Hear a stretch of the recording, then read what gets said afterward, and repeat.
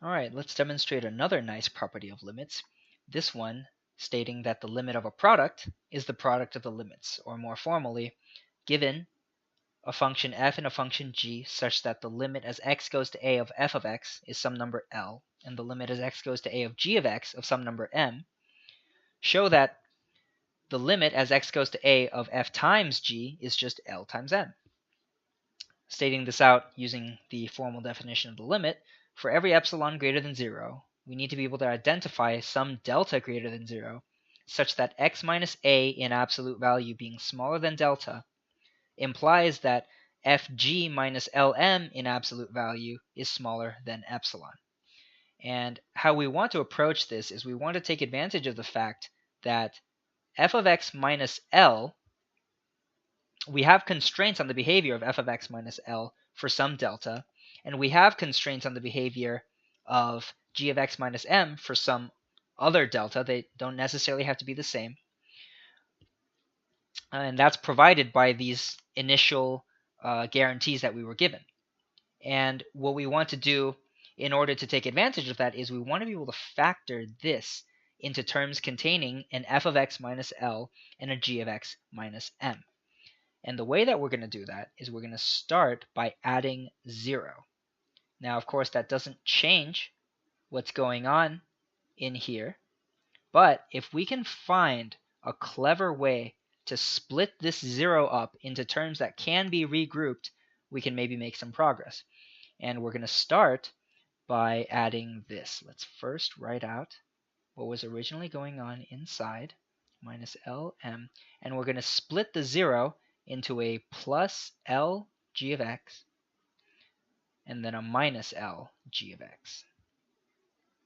Now what we can do is we can group this minus L g of x with this f times g up front, and we can group this minus Lm with this Lg. So to write that out, we have in our absolute value, we have g of x times f of x minus L, exactly what we wanted. And we also have an L times g of x minus m, the other term that we wanted. Now we're going to split this up, once again taking advantage of the triangle inequality, into the sum of two absolute values, and we're also going to simultaneously factor our products into products of absolute values. So we have g of x sitting inside its own absolute value times f of x minus L inside its own absolute value plus absolute value of L times the absolute value of g of x minus m. Okay, now there's one more thing. So we can control the behavior of this by cleverly choosing some delta, just like we did in the last video. And we can also control this by choosing a proper delta, again, just like in the last video. But this g of x term is going to require some extra work. And we're actually going to use the same trick of adding 0 again. But this time, we're going to break that 0 up into a minus m plus m times f of x minus L plus L times g of x minus m. I'm going to save my breath a little by not qualifying with absolute value every time. Once again, we can split this up with the triangle inequality into g of x minus m in its own absolute value plus m in its own absolute value. And this is, of course, this term alone is smaller than or equal to that. And after we distribute out the products, we will have g of x minus m times f of x minus L plus m times f of x minus L plus L times g of x minus m. And because this one term is smaller than or equal to the terms inside the absolute value split out, the entire sum has the inequality carried over with it. Okay, now, finally, just like last time, we had two terms, and the way that we proved that the sum was smaller than epsilon was that we proved that each individual term is smaller than epsilon over 2. Well, this time we have three terms, and you guessed it, we're going to prove that each of them is smaller than epsilon over 3 for whatever epsilon you choose, or rather that we can always identify some delta that simultaneously makes all three terms smaller than epsilon over 3 so that the sum is smaller than epsilon. And we're going to call this number 1. We're going to call this number 2. We're going to call this number 3. Now this is of course in the reverse order, but the ranking here is really in terms of the difficulty in proving that the term is smaller than epsilon over 3. So how do we tame term number 1? Well, we know that there has to exist some delta 1 that satisfies some criterion that we're going to define. There must exist a delta 1 such that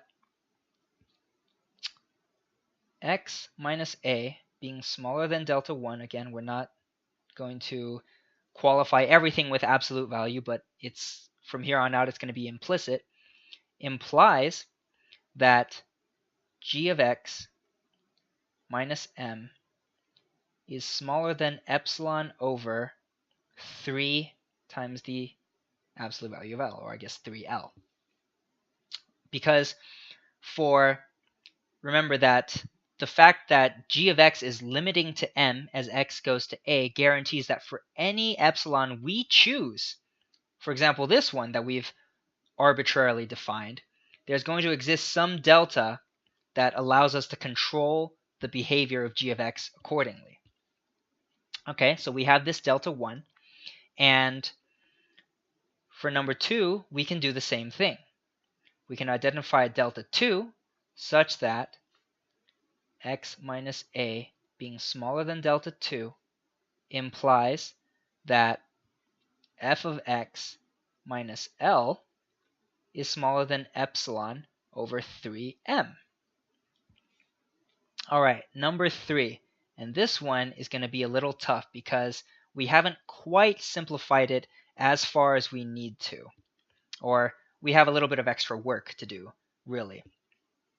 So for term number 3, we first are going to have to control the behavior of each of the two terms in the product separately. And here's how we're going to do that. We know that we can find a delta 3 such that x minus a being smaller than delta 3 implies that f of x minus L is smaller than, can you guess what's going to go on the other side of this inequality?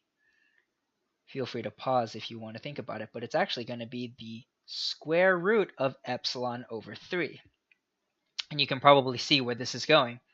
We're also going to select a delta 4, knowing that it exists, such that x minus a being smaller than delta 4 guarantees that g of x minus m is smaller than the square root of epsilon over 3. And why have we done this? Well, if you haven't figured it out yet, this means there must also exist some delta 5, and we're going to choose delta 5, actually. We're going to explicitly specify it as the minimum of delta 3 and delta 4, so that x minus a being smaller than delta 5 means it's simultaneously smaller than delta 3 and delta 4, meaning both of these statements are true, implying that the product g of x minus m times f of x minus L is smaller than the product of everything on the right-hand side, which is just our epsilon over 3. Finally, to put it all together, we're going to choose our actual delta to be the minimum of deltas 1, 2, and 5, which really means, since delta 5 was also chosen as the minimum of deltas 3 and 4, it's the minimum of deltas 1 through 4. Delta 1, delta 2, delta 3, delta 4. And this finally can be used to say that x minus a being smaller than delta implies that term 1 plus term 2 plus term 3, each of which we have already proven to be smaller than epsilon over 3, is smaller than epsilon. Whew. And that concludes the proof.